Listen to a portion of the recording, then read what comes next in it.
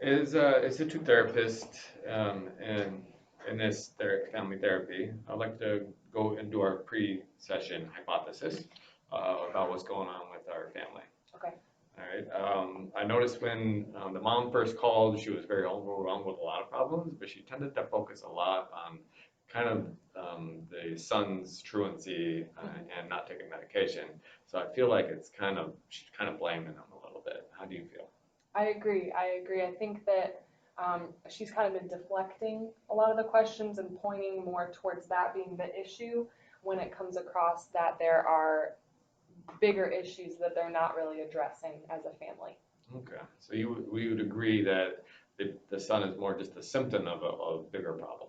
I agree with that. Yeah. Okay. Yeah. All right. Let's come up with a hypothesis. How would you like to word the hypothesis? So maybe we could hypothesize that the son has stopped taking his medications and that he has been skipping school because of the lack of attention from his mom and some of the strained relationships between family members. All right. What do you? I think that sounds perfect. It's a good hypothesis. So I'm going to go ahead and get behind the mirror and watch the therapy session, and you can go ahead and start the session. Okay, we'll see how it plays out. All right. Perfect.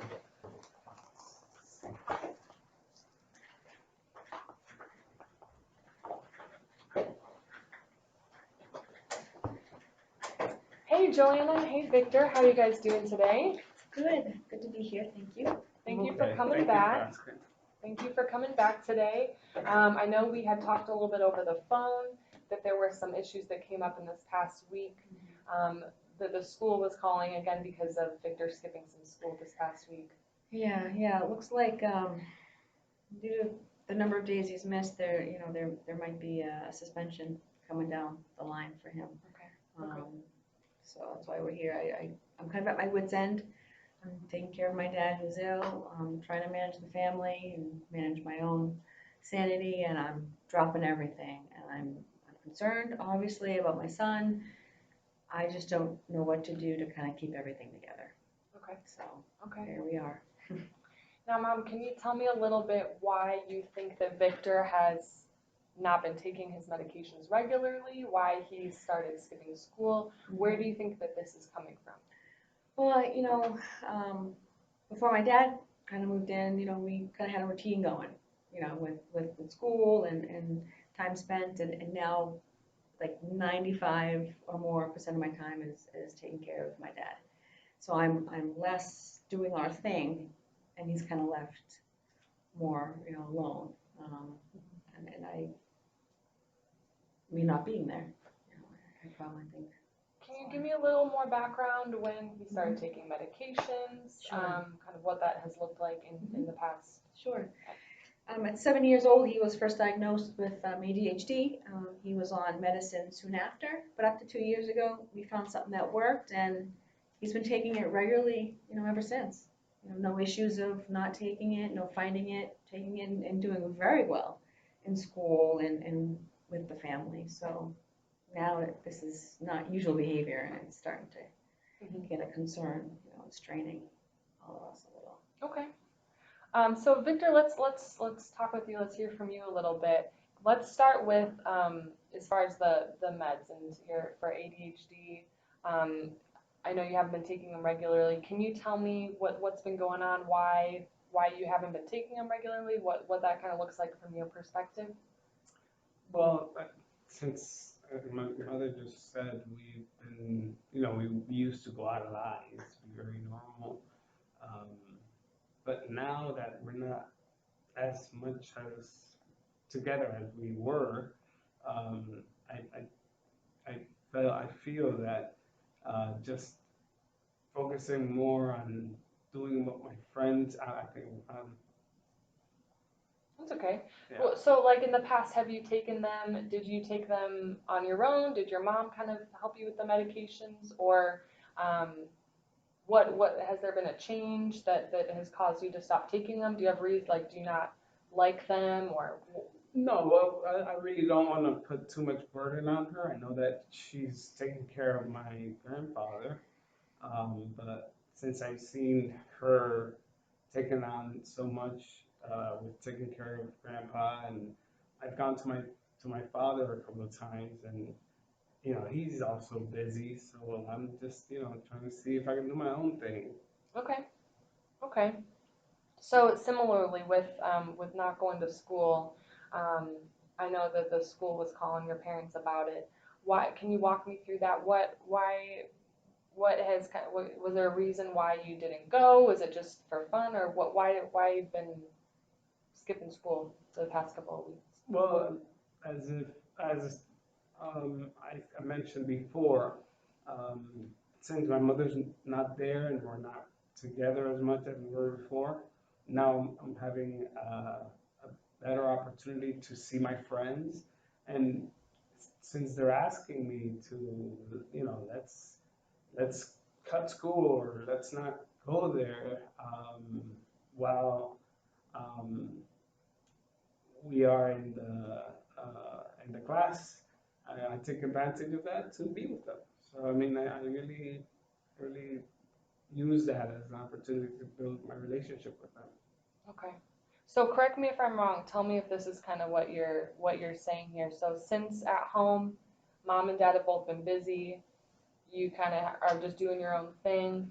So because of that, you're kind of spending more time with your friends, and they've just been kind of encouraging you, saying, let's go hang out instead of going to school. Does that sound right? That's yeah. I really don't want to be a burden on my parents, both my mother and I.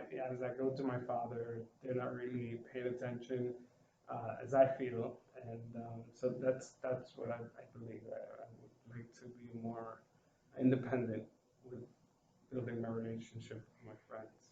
Okay.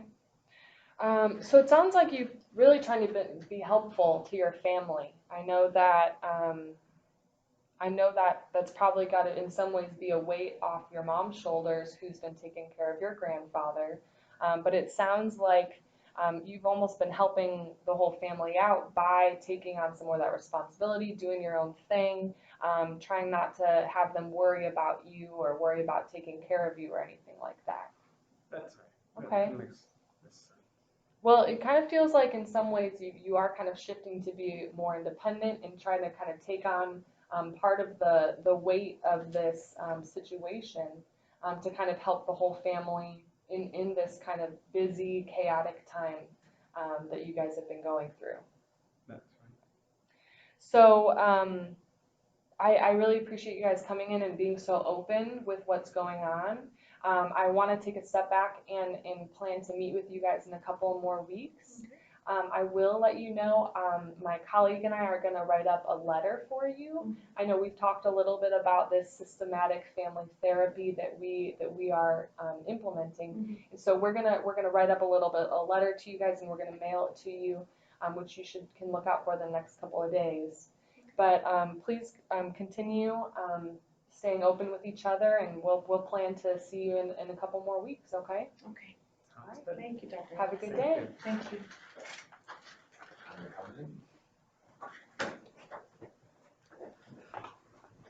All right, standing behind the mirror, I really noticed a couple awesome tools that you used.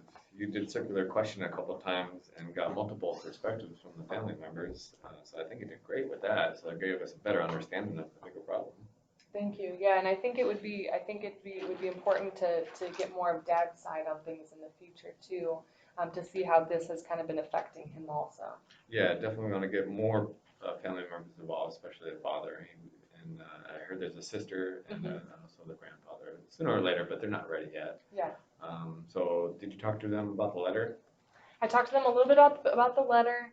I wanted to get kind of a sense from you, but if we look back on that hypothesis about the son, it still kind of feels like they're missing the bigger picture in some ways. Do you agree with that? Yes, I do agree with that. I think that is what we can do is basically we'll plan an intervention with the father and to give him some open questioning.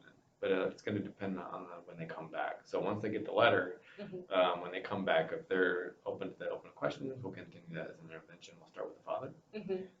However, if they're non-reactive, then we'll have to change up and do a different intervention, which I think the counter paradox would be kind of ideal, and just kind of support the independence of the son, and that is sacrificial for the family functioning.